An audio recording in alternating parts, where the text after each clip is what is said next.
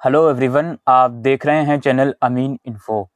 दोस्तों, आज की इस वीडियो में हम बीकॉम प्रोग्राम फर्स्ट ईयर की यानी कि फर्स्ट और सेकंड सेमेस्टर की जो बुक्स हैं उसके बारे में डिस्कशन करने वाले हैं।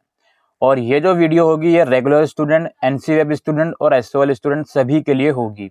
तो इस वीडियो में हम डिस्कस करेंगे कि अगर आप बीकॉम प्रोग्राम में फर्स्ट ईयर में हो तो कौन सी ऐसी बुक्स हैं जिससे आपको पढ़ना चाहिए और जिनको पढ़ने के बाद आप अच्छा स्कोर कर सकते हो आपके एग्जामिनेशन में। तो सबसे पहली चीज़ दोस्तों, जो रेगुलर के बच्चे होते हैं वो रेगुलर क्लासेस जाते हैं ऑब्वियसली, और कुछ नोट्स भी वो अपने टीचर की मदद से बना लेते हैं। जो एनसीएफ के बच्चे होते हैं उनकी क्लास हफ्ते में एक दिन होती है और उनके ऐसे कुछ खास नोट्स नहीं बन पाते हैं। और जो एसओएल के बच्चे होते हैं वो तो क्लासेस के लिए नाम के लिए ही जाते हैं, बहुत से बच्चे जाते भी नहीं हैं, तो नोट्स तो भूल ही जाओ एसओएल के बच्चे। लेकिन एसओएल की वेबसाइट पर एक स्टडी मटेरियल अवेलेबल होता है जिसमें से आप पढ़ने की कोशिश करते हो, लेकिन क्या वो स्टडी मटेरियल उतना इनफ है कि आपके एग्जाम में अच्छे मार्क्स आ पाएँ? दोस्तों, कई बार क्या होता है, स्टडी मटेरियल की जो लैंग्वेज होती है वो सर के ऊपर से जाती है, और कई बार क्या होता है, खासकर जो आपके न्यूमेरिकल सब्जेक्ट होते हैं लाइक फाइनेंशियल अकाउंटिंग, उसमें क्वेश्चंस गलत दिए हुए होते हैं स्टडी मटेरियल में। तो क्या उससे पढ़ना इनफ है या नहीं है, वो सब चीज़ें इस वीडियो में हम कवर करने वाले हैं। ठीक है, तो सबसे पहले हम बुक्स की आपको बता देते हैं। देखिए, 4 सब्जेक्ट आपके फर्स्ट सेमेस्टर में होंगे और 4 सब्जेक्ट आपके सेकंड सेमेस्टर में होंगे। जो पहले मेन सब्जेक्ट्स हैं उसकी हम बात कर लेते हैं। तो भाई, फर्स्ट सेमेस्टर में आपके पास आता है फाइनेंशियल अकाउंटिंग। तो भाई, फाइनेंशियल अकाउंटिंग की आप आंख बंद करके जे.आर. मोंगा बुक परचेज कर लीजिए।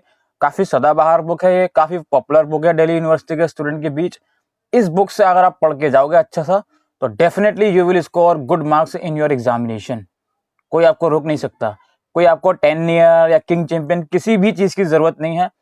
ये जो फाइनेंशियल अकाउंटिंग की जे.आर. मोंगा की बुक है, इससे आप पढ़कर जाओ।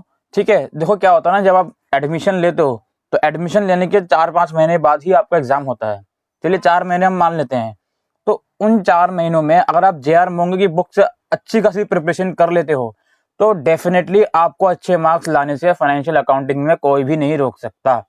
अब ये बच्चों की प्रॉब्लम क्या होती है ना, वो सोचते हैं कि यार एग्जाम से एक हफ्ता पहले या एक महीने पहले ही पढ़ूंगा। अब एक महीना आ जाता है यार, और उस एक महीने में सारी बुक्स कवर कर पाना बहुत मुश्किल होता है। तो उस माइंडसेट से अगर आप चलोगे तो कभी भी आप एक अच्छी बुक से नहीं पढ़ पाओगे।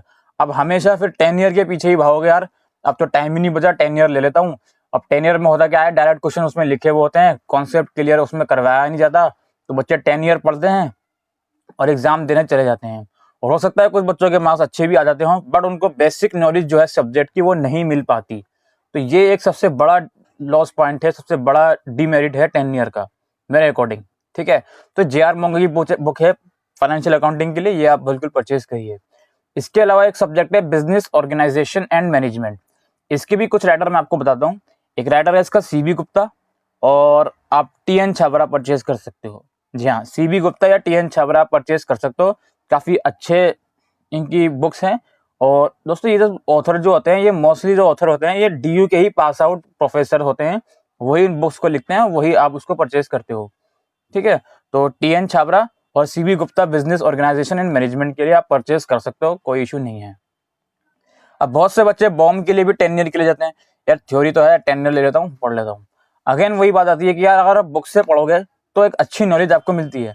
10 ईयर में पढ़ के आपको डायरेक्ट क्वेश्चन आ जाते हैं, वही घिसे पिटे क्वेश्चन हर साल उसमें आते हैं, उसी को पढ़ के सारे बच्चे उसी लैंग्वेज को पढ़ के उसी में लिख कर आ जाते हैं। तो वो चीज़ गलत है। आपको सब्जेक्ट की नॉलेज लेनी है तो बुक आपको प्रेफर करनी ही पड़ेगी। अच्छा, ये मैंने फर्स्ट सेमेस्टर के 2 सब्जेक्ट आपको बता दिए। ठीक है, अब यहाँ पर एक आपको सब्जेक्ट होगा ईवीएस। अब ईवीएस या तो हो सकता है आपका फर्स्ट सेमेस्टर में हो या फिर सेकंड सेमेस्टर में हो, लेकिन EVS again is a mandatory subject, ये आपको पढ़ना ही होगा। ठीक है, तो ईवीएस के लिए एक बुक आती है एरिक भरूचा के नाम से, तो एरिक भरूचा की आप बुक परचेस कर सकते हो, ईवीएस की कोई प्रॉब्लम नहीं है। ठीक है, अच्छा, एरिक भरूचा का जो मतलब जो पीडीएफ होती है वो गूगल पर भी आपको इजीली मिल जाएगी। गूगल पर आप सर्च करोगे कभी Eric Bharucha EVS book PDF, तो गूगल पर भी वो पीडीएफ डाउनलोड करके दे देते हैं। अब आपकी मर्जी है कि आप किस चीज से सुटेबल हो, आप हार्ड कॉपी में सुटेबल लगता है आपको या फिर ऑनलाइन पढ़ना आपको सुटेबल लगता है। ठीक है, बाकी मैं अपना राय दूं तो हार्ड कॉपी ही मैं मोर प्रेफर करूंगा as compare to online PDF. तो एरिक भरूचा की बुक आती है ईवीएस की, वो आप पढ़ सकते हो। ईवीएस के नाम से बहुत से बच्चे कंफ्यूज भी होते हैं कि यार ये ईवीएस सब्जेक्ट अचानक से कैसे आ गया, मैं तो कॉमर्स स्ट्रीम का हूँ, मैंने बीकॉम में एडमिशन लिया है, ईवीएस सब्जेक्ट मैं कैसे पढ़ पाऊंगा। तो देखो यार, ईवीएस का जो सब्जेक्ट है डीयू के अंदर किसी भी अंडर ग्रेजुएट कोर्स में आप एडमिशन लोगे, EVS subject is a mandatory subject, ये आपको पढ़ना पड़ेगा। जब से 2015 में सीबीसीएस का सेमेस्टर मोड सिस्टम आया है, तो ये जो ईवीएस सब्जेक्ट है ये मोस्ट इंपोर्टेंट सब्जेक्ट बन गया है। और दोस्तों इतना कुछ खास सब्जेक्ट नहीं है ये, इसमें जनरल क्वेश्चन इन्वायरमेंटल साइंसेस से रिलेटेड ही होते हैं, पॉल्यूशन से रिलेटेड होते हैं, या फिर आपके आसपास इन्वायरमेंट को आप कैसे प्रोटेक्ट कर सकते हो, क्या मेजर्स ले सकते हो, इस चीज से रिगार्डिंग ही क्वेश्चन होते हैं, कुछ इसमें अलग नहीं होता। ठीक है। और एक दो क्वेश्चन इसमें जनरल क्वेश्चन भी आ जाते हैं, जो जनरल आपका चल रहा होता है, लाइक अभी पॉल्यूशन का चल रहा था कि दिल्ली में पॉल्यूशन बढ़ जाता है तो उसके लिए क्या क्या स्टेप्स हम लोग ले सकते हैं। इस तरीके के जनरल क्वेश्चन ही ईवीएस में कवर करे जाते हैं, कोई डिफिकल्ट सब्जेक्ट ये नहीं है। ठीक है। तो ऐसा कुछ नहीं है कि साइंस बैकग्राउंड का बच्चा ही इसको पढ़ सकता है, ऐसा बिल्कुल भी नहीं है। ठीक है। कॉमर्स, आर्ट्स, हर बैकग्राउंड का बच्चा इसको पढ़ सकता है और पढ़ना भी चाहिए। तो ईवीएस के लिए एरेक भरूचा आप परचेज कर सकते हो। एसओएल के स्टूडेंट को मैं एक बात बता दूं कि जो ईवीएस का स्टडी मटेरियल जो कि वेबसाइट पर अवेलेबल है वो सेम है एरेक भरूचा का। अब आपकी मर्जी है, आप परचेज करो ना करो, लेकिन देखो यार, स्टडी मटेरियल हर बार बेकार नहीं होता। स्टडी मटेरियल कुछ सब्जेक्ट्स का काफी अच्छा अवेलेबल होता है एसओएल की वेबसाइट पर। अब हमेशा ये मिथ बनती है कि स्टडी मटेरियल तो बेकार है, हमेशा बेकार नहीं होता। कुछ सब्जेक्ट हैं जिनका स्टडी मटेरियल एसओएल की वेबसाइट पर काफी अच्छा अवेलेबल है। और एक और चीज मैं आपको बताऊंगा कि हो सकता है आप जब स्टडी मटेरियल डाउनलोड करो, बिजनेस ऑर्गेनाइजेशन का भी अगर डाउनलोड करो, तो हो सकता है आपको स्टडी मटेरियल में चीजें समझ में आने लग जाएं। अगर आपको लगता है कि हाँ जी समझ में आ रही हैं, तो कोई इशू नहीं है, आप स्टडी मटेरियल से पढ़िए, कोई इशू नहीं है। स्टडी मटेरियल की हार्ड कॉपी मिल जाएगी कैंपस में जाके, वहां से ले लीजिए, उससे पढ़िए, कोई इशू नहीं है। ठीक है।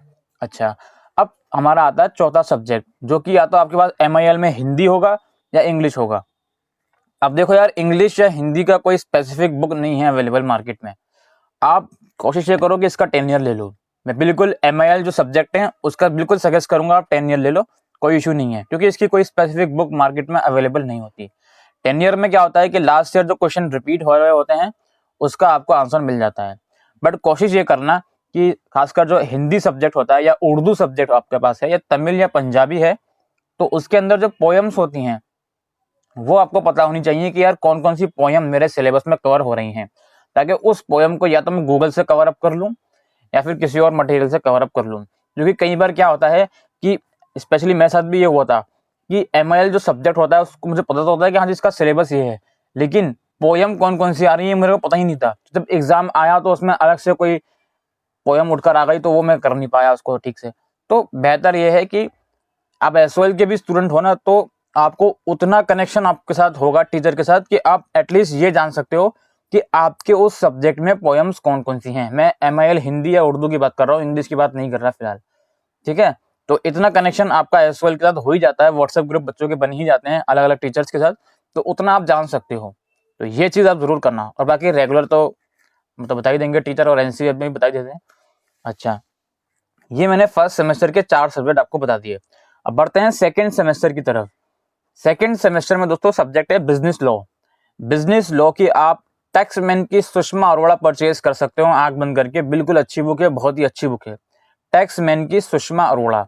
या फिर आप एमसी कुच्चल परचेज कर सकते हो, बहुत ही अच्छी बुक है ये भी, एमसी कुच्चल या सुषमा अरोड़ा, बिजनेस लॉ की मैं आपको बता रहा हूँ। ठीक है। और यार ये बुक ऑनलाइन भी अमेजोन या फ्लिपकार्ट पर भी अवेलेबल होती हैं, आप सर्च करोगे तो आपको मिल जाएगी इजिली। अच्छा, बिजनेस लॉ के बाद हमारा सब्जेक्ट आता है बिजनेस मैथमेटिक्स एंड स्टैटिस्टिक्स। इसकी जो बुक है, इसकी आप जो टीआर जैन की इसकी आप बुक परचेज कर सकते हो, काफी अच्छी बुक है टीआर जैन की। और भी कुछ बुक आती है, मैं यहाँ पे आपको स्क्रीनशॉट दिखा दूंगा, एग्जैक्ट नाम मेरे को याद नहीं आ रहा।